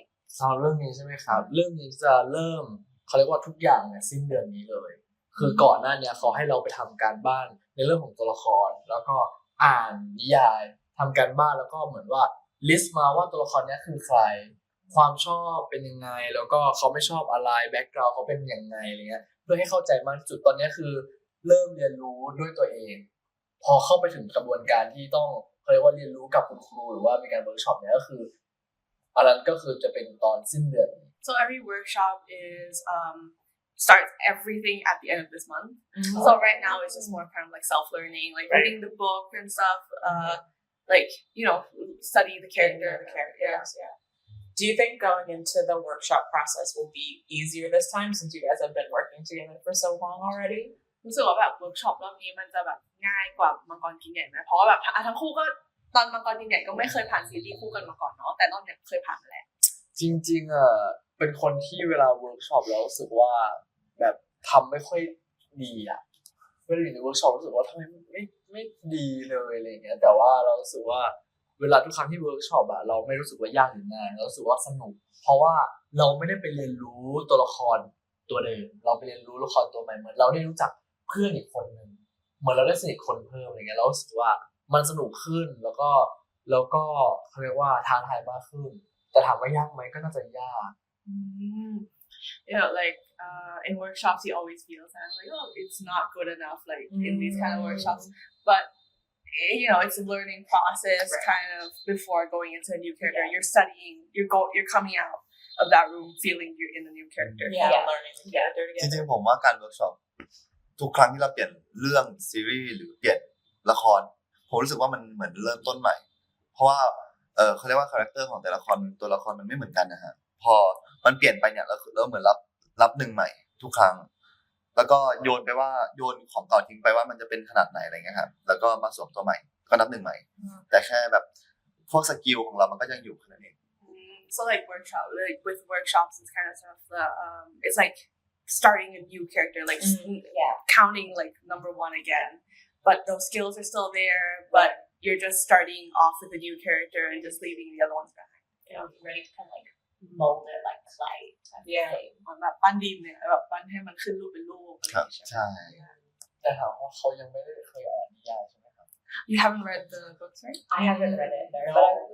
I saw in one of your videos that you brought it to the beach to read. แม่เขาไม่มีภาษาอังกฤษ ใช่เขาทำอยู่ I told them like there's no English version. Yeah. Oh, You can try it. I'm sorry. And he's like, You can try and learn Thai real quick. but he said like, yeah, they're working on it. Okay. Oh, Well, that's good to know. nice. We will read it as soon as we คือ can. ถ้าอ่านจะรู้สึกว่าโอ้ my god แบบขนาดเราอ่านเรายังแบบเขินอ่ะเราอ่านเรายังเขินเลยแบบ ก็คือ สุดๆไปเลยแบบสุดๆมากๆเรารู้สึกว่าตอนเวิร์กช็อปเราต้องเวิร์กช็อปอะไรบ้างยังคิดไม่ออกเลยว่าต้องทำอะไรบ้าง You know, if you got the chance to read it, like if you read it, like it'll be like what bank reaction. That reaction. Yeah. Blushing. Yeah. You know, but like even like what them working on like workshopping, like you get that feeling. Yeah. ใช่แล้วก็ตอนที่เราถ่ายไพลอตนะครับก็คนที่เขียนนิยายฮะเขาก็มาดูตอนถ่ายไพลอตด้วยเขาก็เลยพูดว่าตอนพี่เห็นหน้าน้องมอสแบงค์นะพี่นึกถึงตอนที่แบบพี่เขียนเลยอะไรเงี้ยแล้วเขาก็บอกว่ามันต้องแซ่บมากๆแน่ๆเขาแบบเขาคือเขาเซ็นให้มอสแบงค์มาแสดงเรื่องนี้เลยโดยที่ไม่ต้องคิดเพราะว่าเขาบอกว่าคาแรคเตอร์มันคล้ายมากๆแล้วคิดว่าแบบมอสแบงค์น่าจะสื่อสารออกมาได้ดีอะไรเงี้ยครับ So when they were filming the pilot, the author of the book came and watched as well. Yeah. And then they got a chance to speak kind of, and then like she told them like she wrote the book kind of like seeing Mos Bank's face like Mos Bank writing, and then she when they had to sign off like who would play the series, she signed off with Mos Had to Bank be Mos without Bank. like hesitation. Oh, that's so cool. ผมบอกเลยว่าถ้าเขาได้อ่านนิยายสิ่งที่เราพูดก็คือ Why you do that? Stop. If you get a chance to read the book, it will be. That's the reaction. We'll have to record ourselves reading it. Yeah. So you guys can see our reaction. The live reaction of reading เดี๋ยวเขาทำ live reaction ให้ Thank you so much. ก็เลยจะพูดเลยว่าถ้าอ่านเนี่ยตั้งกล้องด้วยนะบางทีอาจจะมีแบบกัดเสื้อตัวเอง But like you should do like put like a camera in front while you're reading it. You might get shocked. Yeah. Look forward to that. Oh my gosh, yeah. Cool. Then. So last time we chatted, we had asked a little bit about what's coming next for Big Dragon, and now we know that the movie is in the works. You guys couldn't give us too many spoilers at that time, but is there anything you can give us now? รอบที่แล้วที่เราเขาได้คุยกับทางกลุ่มไปเนาะแบบถามหาถึงสปอยเลอร์ของซีซั่น2ไปตอนเนี้ยก็เลยถามว่า Big Dragon น่ะก็คือมังกรกินเนี่ยที่เป็น The Movie เนาะแบบอยู่ในช่วงทำเลยในช่วงถ่ายทำเนาะอาจจะใช่ประมาณนั้นเขาอยากรู้ว่าตอนเนี้ยมีสปอยเลอร์อะไรที่ให้เราได้บ้างที่ต่างจากรอบที่แล้ว We always love spoilers. Spoilers, please. ให้ไปดูห้องข้างๆนี่ Pre-web spoiler even. ให้ไปดูห้องข้างๆทำไมอ่ะคือตัดต่ออย่างนั้นอะไรอย่างงี้ So they said like go look at the room next to us because like you know there's editing going on. Okay. รอเล่น Take a peek. So when we talked about Big Dragon last time, Bank, you mentioned you might have to showcase some martial arts skills. So is that something that you've been working on at all? รอบที่เราคุยกันเขาบอกว่าแบงค์ต้องโชว์แบบเรื่องไงอ่ะใช้ทักษะการต่อสู้อย่างเงี้ยแบบเป็นไงบ้างแบบตอนเนี้ยแบบเวิร์กเป็นไงบ้าง Still too much of a spoiler. เอาบอกไม่ได้หรอสปอยเลอร์หรือเปล่า All right. Well, we'll be patient and wait for more information to come out. เขาใจเย็นแล้วเขาเดี๋ยวรออินโฟเมชั่นเนาะ Thank you so much.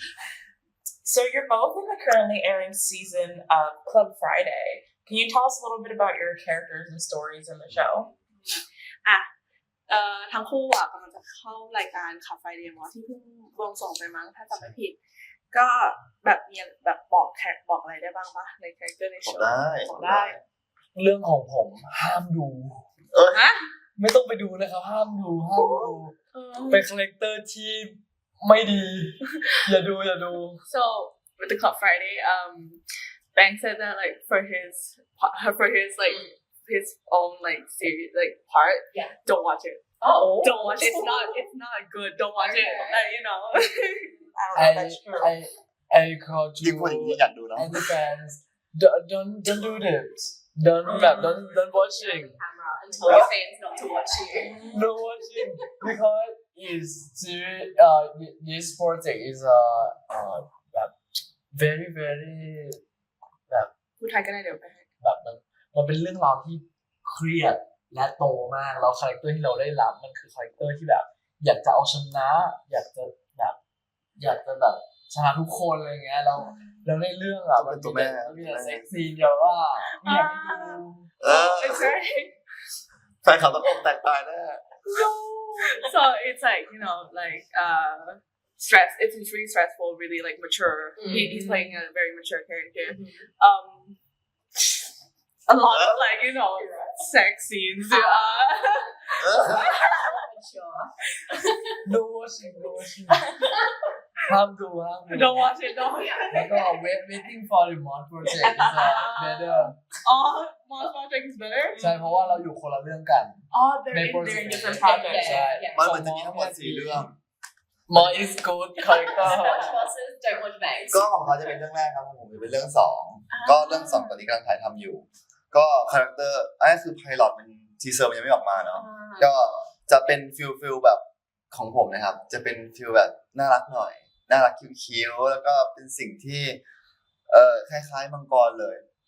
คล้ายๆมังกรเลยแต่ว่าเป็นฟิลปากแข็งฝ่าแล้วก็ไม่ได้มีแข่งว่ามังกรเหรอมีแข่งกับปากไฟแต่ไม่ได้จับเนื้อต้องตัวมังกรครับแต่คือน่ารักเป็นแบบ puppy love Bank's Club Friday will come out first,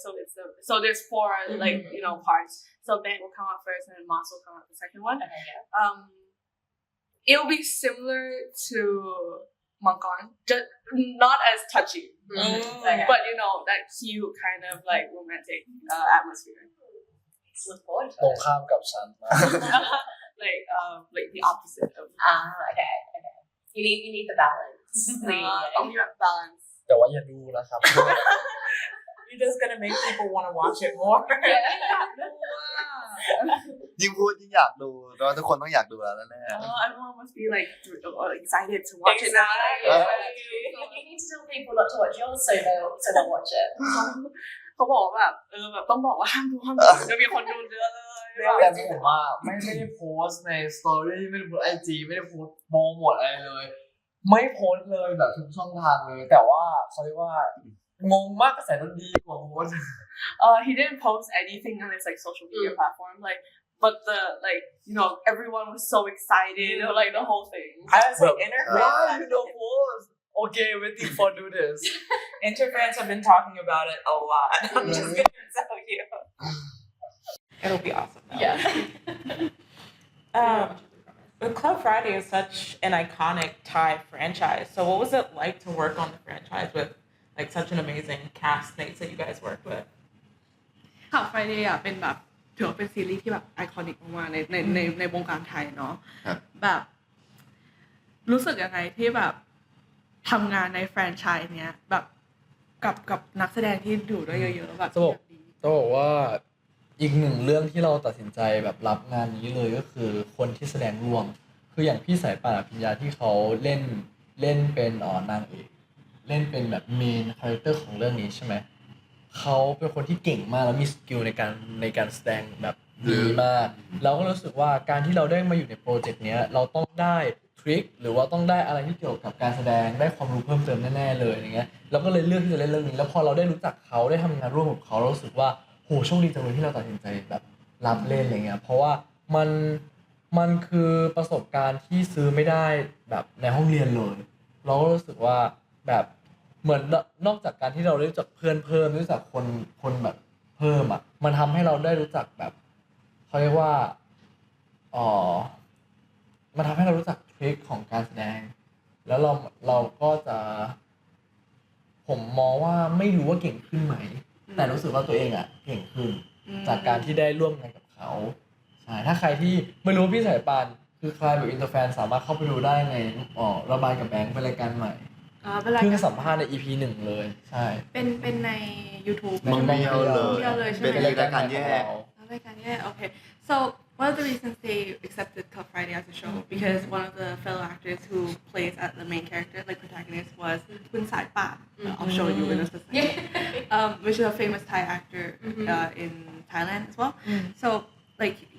they kind of feel like Bang said like he don't know like if he shows like if he's good at like better at like act in there, but he feels like he's better. From the experience. Yes. Yeah. And like Saipa Pinya is an actor iconic from Club Friday. Yeah. When you call Club Friday, okay, Saipa Pinya is the number one. First thing you think Yeah, of. first. That's really exciting that you got a chance to be a part of that project. Yes. So one last question before we jump into a little bit of a game. We wanted to talk about the trailer for Arcade X because we thought it was really cool. I think we're all fans of the supernatural elements that kind of showed up in it. So we know the movie doesn't come out until next year, but can you tell us a little bit about your character or anything like that? พูดถึงArcade X นิดนึงแบบมันเป็นแบบเรื่องไงอะเหนือธรรมชาติเนาะเป็นซีรีส์เหนือธรรมชาติแบบเรารู้ว่าแบบหนังยังไม่ออกหรอกแบบเรารู้ว่ามันยังไม่ออกมายังไม่มีอะไรออกมาจนกว่าจะปีหน้าเนาะแต่ว่าทั้งคู่พอบอกเลยเราได้ไหมคือ Arcade X เนี่ยเป็นโปรเจกต์ที่เขาเรียกว่าแฟนตาซีแล้วก็ใหญ่มากๆเป็นบิ๊กโปรเจกต์ของ Star Hunter คือเรื่องนี้เนี่ยจะเล่าเกี่ยวกับความเท่าเทียมเป็นหลักเรื่องนี้จะพูดถึงเขาเรียกว่าเหมือนว่าพยายามจะสอดแทรกความเท่าเทียมแล้วก็ไม่ว่าจะเป็นบทหรือคาแรคเตอร์หรือว่าอะไรก็แล้วแต่คือจะพูดถึงความเท่าเทียมแบบทุกคนเกิดมาแตกต่างกันแต่ว่าสามารถอยู่ร่วมกันได้อย่างสวยงามยังมีความสุขเราก็พยายามจะนำเสนอเรื่องนี้โดยมีความแฟนตาซีแล้วมันเป็นความฝันเรามากเลยอยากเล่นแบบแฟนตาซีเวอร์อย่างเงี้ยมันก็เหมือนแบบทำให้เราแบบเขาเรียกว่าทำตามความฝันได้สำเร็จอีกขั้นหนึ่งเพราะนี่เราเล่นแฟนตาซีแล้วนะอะไรเงี้ยก็อยากให้ทุกคนรอติดตามนะครับมันก็เป็นโปรเจกต์ที่ใหญ่มากแล้วก็ตอนเนี้ยไพลอตที่ปล่อยออกไปอ่ะไม่แทบจะไม่มีอะไรที่เขาเรียกว่าที่เป็นเรื่องจริงในมูวี่จริงเลยเพราะว่ามันถูก develop ไปถึงขั้นที่แบบดีกว่าในไพลอตมากๆหลายเท่าแบบหลายเท่ามากใครที่ดูไพลอตแล้วรู้สึกว่าชอบแล้วจะบอกว่าในของจริงดีกว่านั้นมากส่วนใครที่ยังไม่ชอบอยากให้รอติดตามมากๆเพราะว่า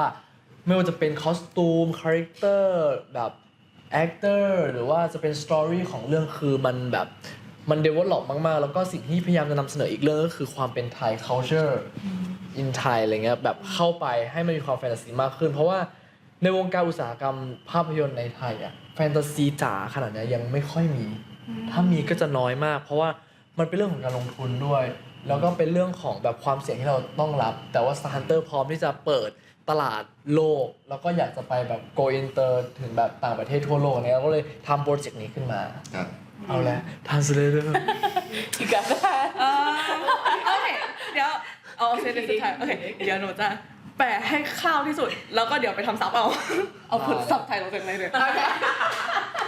Okay so Arcade X that they came out like You got this. really like equal like it focuses on like equality a lot he said kind of like the pilot wasn't like even like isn't even real. Like it's not gonna be in the real thing, you know. Like Oh, so it it's might gonna be completely. It's been developed to add more to it.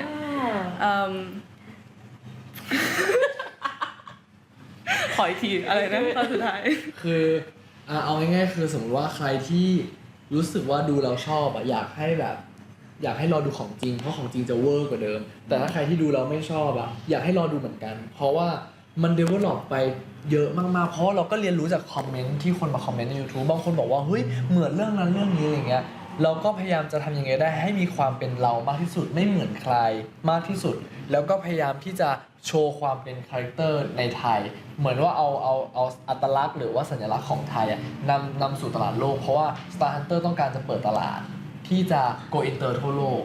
เพราะฉะนั้นเราก็เลยทำแฟนตาซีมูฟวี่ขึ้นมาเพื่อให้แบบคนทั้งโลกได้รู้ว่านี่คือ Star Hunter นะ Okay. So whoever watched the pilot and liked it, like they want you to watch the real movie. Like it'll be more like there's more in the movie. Beyond our Who expectations. watched the pilot and didn't like it as much, like Still watch the movie. still บอกให้ดูไปเรื่อยๆแบบถ้าถึงแม้ว่าจะไม่ชอบดูไปเถอะ Just watch it because like it's been developed to the point where it might be different in the pilot. Star Hunter wants to open the world market with the fantasy movie and Thai industry because we haven't had much supernatural Thai films in the industry. So Star Hunters want to open that market for the world to see like with everyone in the world seeing Thailand having supernatural fantasy. Yeah. แล้วก็สิ่งที่อยากบอกเลยก็คืออยากขอบคุณทุกๆคอมเมนต์เลยที่ไม่ว่าจะแบบชมหรือว่าไม่ชมหรือว่าไม่ชอบอะไรเงี้ยชอบมากที่คอมเมนต์เพราะว่าสิ่งเหล่านั้นมันทำให้เรา develop งานได้มากขึ้นจากตอนแรกที่เราคิดว่าเฮ้ยเป้าเรามันแค่นี้พอเราเห็นการคอมเมนต์ของคนที่แบบที่จะมาดูแล้วเรารู้สึกว่าโอเคเราเอาสิ่งเหล่านั้นไปปรับเพื่อให้ออกมาดีที่สุดแล้ววันที่เป็นเขาเรียกว่าทีเซอร์ตัวจริงเขาน่าจะไม่ติดเรื่องนี้เราแล้วเนี่ย Okay, so like they're very grateful of every comment, even though it's good and bad kind of comments. They know kind of feedback. They know what to do in the future. Like that kind of thing gives you to the point where you move where your goal is. Right. Like you adjust. Adjust kind of throughout the way. Helps influence. And you can change like the script and you can change characters. Yes. Yeah, that's really cool. I'm excited to see how it's all gonna come together. Right? All the powers. Yes. แบบตื่นเต้นที่แบบแบบจะเห็นทุกแบบว่าเอาคำมันจะออกมาเป็นยังไงแบบsupernatural film อะไรอย่างเงี้ย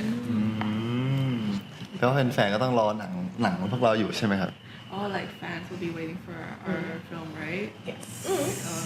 จะบอกว่ามีเซอร์ไพรส์เยอะมาก There's a lot of surprises. Is there? มีจริงใช่ไหม Surprise appearance from Mos. มีจริง Oh, that's actually okay. มีจริงเดี๋ยวจะออกมาให้เห็นเร็วๆนี้ Oh, soon. sick. Okay. Alright. A little แบบไม่ spoiler. เคยมีมาก่อน Never happened before. Like never, like first. เพราะนอกจากนักแสดงที่ในค่าย Star Hunter แล้วมีนอกค่ายด้วย ใช่ แล้วก็มีนักแสดงที่แบบเป็นนักแสดงที่ดังมากต่างประเทศด้วยมันคือเป็นโปรเจกต์ที่ใหญ่มากจริงๆอยากให้เราติดตาม So there's people like actors outside of Star Hunters as well, like international, like superstars as well coming in to join the film. So it'll be a big project. Wow. That is so cool. Yeah, I'm definitely excited. เราสปอยเยอะไปแล้ว Too many spoilers already. Okay. No more. That's a perfect place to end it, I feel like. We can okay. jump into a little bit of a Quick game. game. เดี๋ยวคำถามก็แค่นี้แล้วก็เดี๋ยวจะเป็นเกม โอเค ครับผม Today, we want to put your chemistry to the test with a little game. We want to know just how well Mos and Bank know each other. So, yes. โอเคเกมวันนี้เนาะก็จะมาดูกันว่าเคมีของทั้งคู่ตรงกันไหมจะดูว่าทั้งคู่รู้จักกันดีแค่ไหน So, we're going to ask you a series of questions, and you need to write down your answers on the what? Let me start No again. cheating. Cheat. Cheat. พูดใหม่โอเค We're going to ask you a series of questions and you need to write down the answers on the whiteboards we've given you. When I count down from 3, you turn your whiteboards around and say your answer at the same time. If you have the same answer, you get a point. Different answers get no points. เดี๋ยวเราจะถามคำถามเป็นเซตๆเนาะ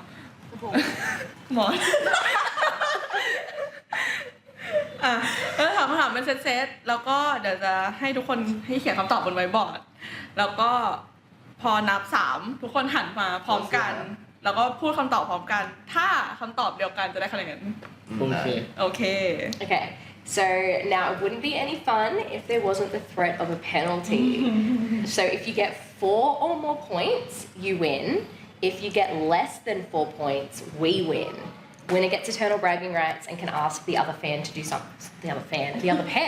something for the fans, whether that's act cute, send hearts to the fans, sing a song, or piggyback the other person while saying goodbye. มันจะไม่สนุกถ้าไม่มีบทลงโทษ ก็ถ้าได้คะแนน4คะแนนหรือมากกว่านั้น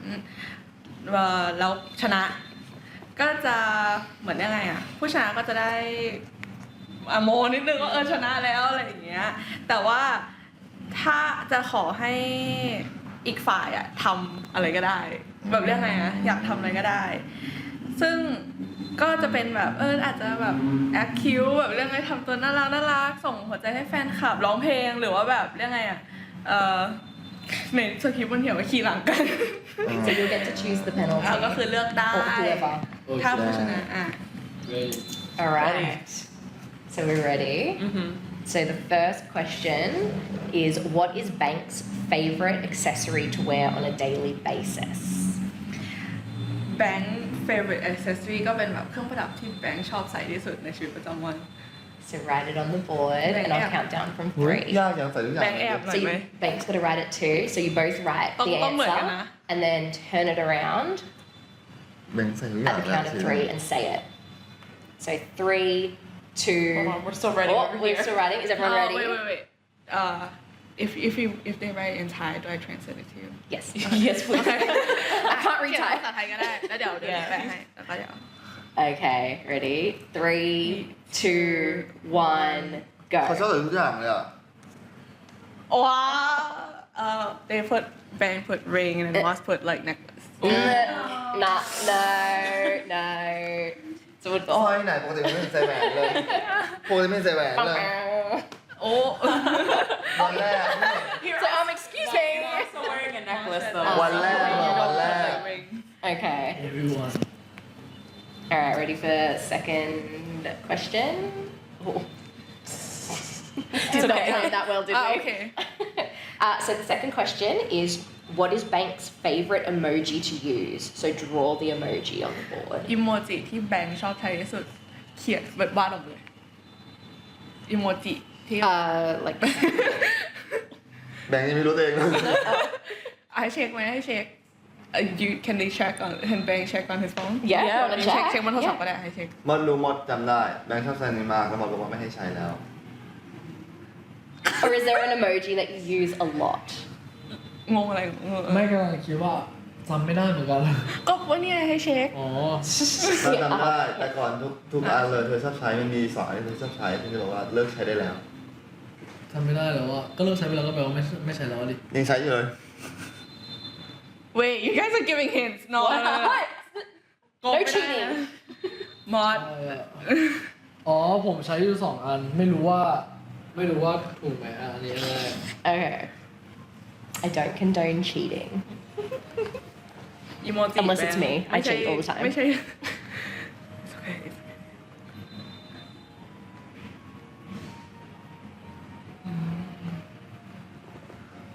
มีอยู่2 อันที่เขาใช้คืออันนี้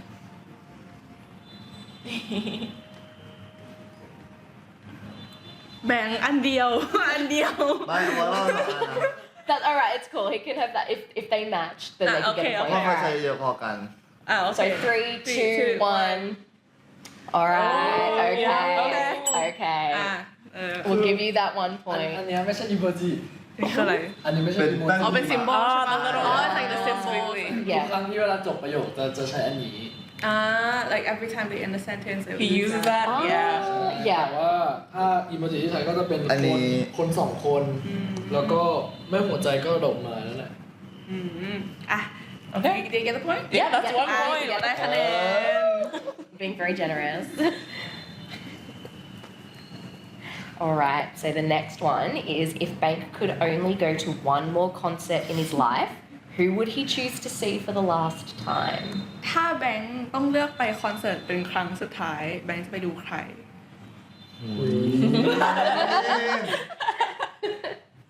เป็นอะไรที่แบงค์ไม่เคยพูดถึงเลย Oh they Bank never mentioned it แต่มี Good! เป็นที่แบงค์ไม่เคยพูดถึงเลยแต่ถ้าแบงค์พูดตลอดว่าอยากไปแล้วแบบพลาดโอกาสมาหลายครั้งมากอันนี้มันรู้ like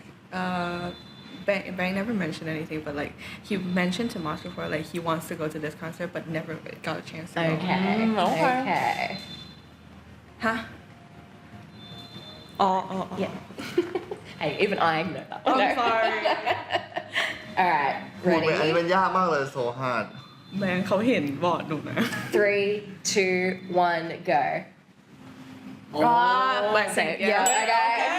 okay. That's 2 out of 3. Off to a good start. Off to a Pretty good good start. I hope you get to see Blackpink at some point. They're amazing. เขาอยากให้ไปเจอ Blackpink. Yeah. Have you? Yeah. เขาเคยเจอแล้ว Yeah, they're amazing in person. In concert. What is Mos's go-to karaoke song? เพลงที่มอใช้คาราโอเกะบ่อยที่สุด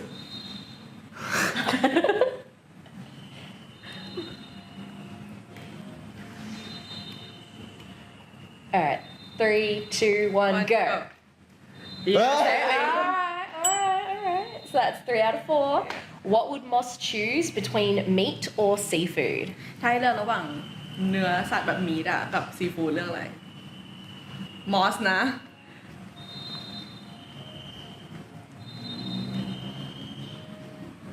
Alright. 3, 2, 1, go. Yeah. Yeah. Oh, okay. Damn it. Alright, so Bank, don't look. Look at me. How many accessories is Mos wearing right now? Don't look at Mos. อย่าหันมามอสใส่อ็อกเซสซอรี่กี่ชิ้นตอนเนี้ย กี่ชิ้นหรอ How many accessories is he wearing? Right now.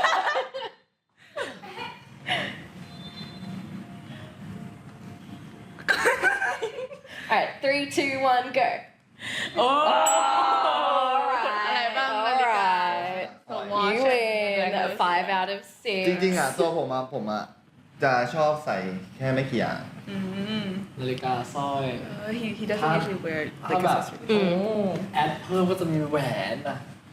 แค่นั้น if you would add something on it would be like rings or ที่ something ที่ฉันชอบที่สุดคือนี่ไงใต้แขน ยังไม่ได้ใส่ ใช่แต่ว่า นาฬิกา ใช่เพราะว่าใส่นาฬิกาแล้วจะไม่ใส่เนี่ยมันจะดูเยอะไป so it will be between like a watch and like maybe something like bang one or the Yeah. other See, I only have my earrings. I don't even wear my wedding ring. Like I เขาใส่แค่ต้มหู I just วันแต่ง have งาน my ก็ยังไม่ใส่เลย earrings. Like I just have earrings, yeah. That's all I got. We just have piercings. We're so hardcore. That's all the questions actually. So that was what? 5 out of 6.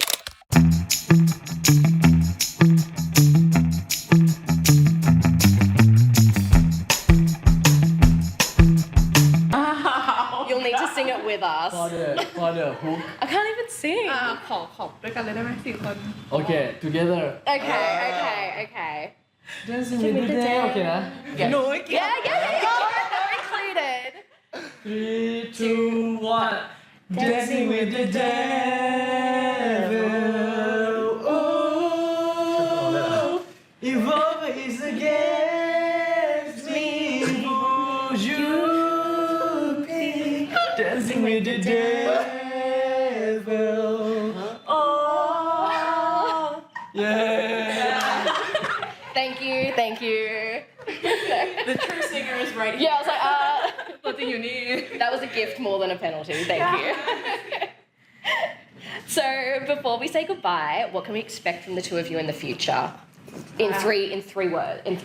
ก่อนที่เราจะจากลากันในวันนี้ ขอ3 คำที่เราจะ expect ให้ในอนาคตแบบยังไงก็แบบรวมถึงผลงานด้วยอะไรอย่างเงี้ย3 คำนะ 3 คำใช่ไหม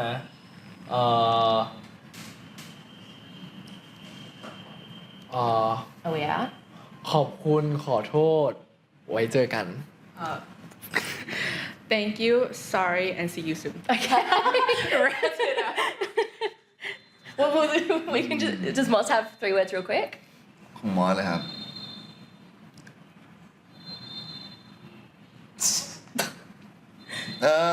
ยัง Pressure's on ถ้านึกถึงแล้วกันนะครับผมเป็นโตขึ้นแล้วก็พัฒนาแล้วก็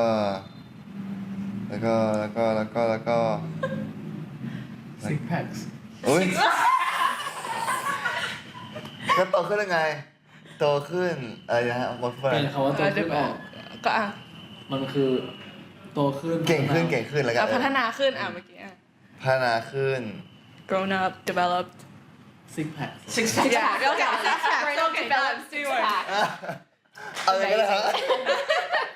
okay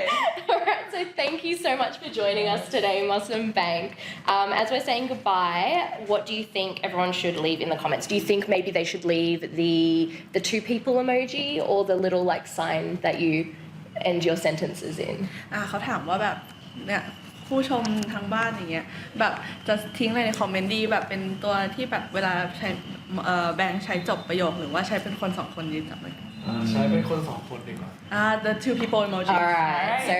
everyone make sure to leave the 2 people emoji in the comments of this video and we'll see you all next time. So thank you so much. Thank you Thank you อยาก and บอกเพราะว่าขอบคุณมากๆที่แบบให้เกียรติแล้วก็แบบมาสัมภาษณ์เรา2 คนอย่างเงี้ยรู้สึกเป็นเกียรติมากแล้วก็แบบขอบคุณมากที่เขาเลือกที่จะบินมาแล้วก็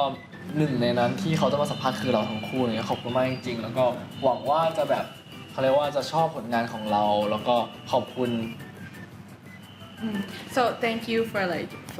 for interviewing them, like giving them the opportunity to be interviewed. Like you know, thank you for flying to Thailand to see them, to interview them. You know that kind of thing. Back to someone. we'll film some extra thank yous afterwards. We'll just have to we're racing against the clock here. Okay. Alright, so we'll say thank you and we'll wave goodbye to all of our lovecasters. Okay. เดี๋ยวโบกมือให้กล้องหน่อยแบบต่อขอบคุณบ๊ายบายตอนจบ บ๊ายบาย Bye. Everyone ready to go? Checking. Yeah.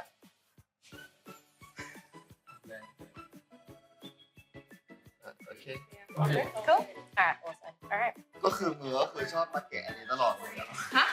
40 minutes. อยากแกะเหรอ มือมันบอลอะ Mos wants to peel that off. Oh. Here, just to peel the sticker off. I didn't even realize it was on there. ดึงเลยดึงได้ มาเอาไปแกะเล่นเลย เอาไปแกะได้ He wants to split it with it. Oh! Feel it now? No, he wants it to finish with that. Like, เอาไปเล่น อันนี้คืออะไรนะ